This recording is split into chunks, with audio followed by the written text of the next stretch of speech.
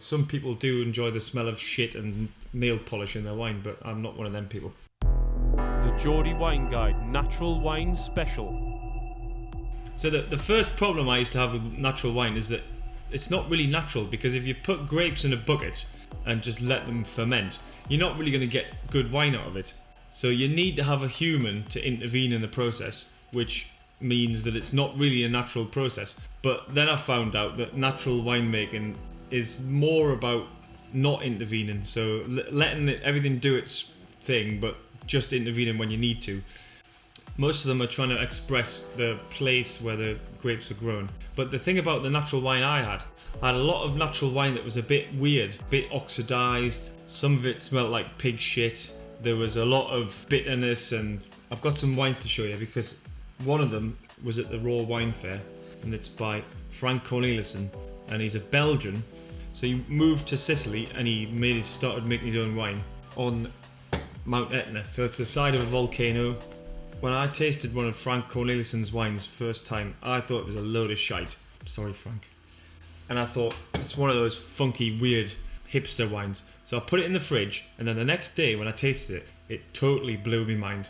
It was so energetic and wild smelling, and it had all of these crazy flavours. And then when I found out about Frank Cornelissen, I realised that he was actually a really passionate winemaker. If you want to get a bottle of Frank Cornelissen's wines, you're going to struggle, because there's not much of them. And it's all because of Action Bronson, the rapper. Because he made this programme where he goes around Paris and smokes weed and like swears a lot and just generally has a good time. And everyone wanted to buy it after that. He doesn't add anything, no sulphur, just grapes. And he doesn't put it in barrels either, he puts it in fiberglass tanks. The only flavour you're getting is from the place. He's making Nerello Mascalese, the grape, but all of the different sites, altitude, different types of rocks, same grape but completely different tastes. So some of these sites have got big, thick, volcanic rocks, and they've got really good drainage, and then some of these sites have got a bit soilier and it's a bit more loose. So I think we should pop it. Have a look. So this is Contadino. One of the interesting things about the bottle is that the cork is synthetic, and it looks like a butt plug.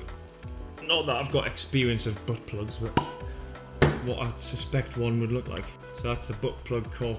But look at the colour of it, man. Mental. So we're gonna have a look at this.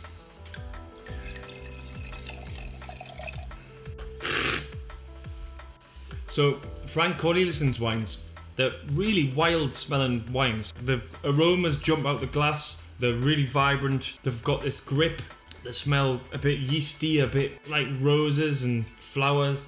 There's just something about them that's really energetic. And if you've tasted Nerello Mascalese from Sicily, from other winemakers, none of them really taste like this. I don't know why. It's just so unique. It's like it's like lava. And he's actually got a wine that's called Magma as well. I'm sure it's mega, but it's too expensive for me. But if you ever get the chance to get one of these wines, do it. Nice. It's mint wine, isn't it? Next time on the Geordie Wine Guide. Can Sean go a single episode without spilling wine all over his shirt? If you didn't subscribe, you'll never know.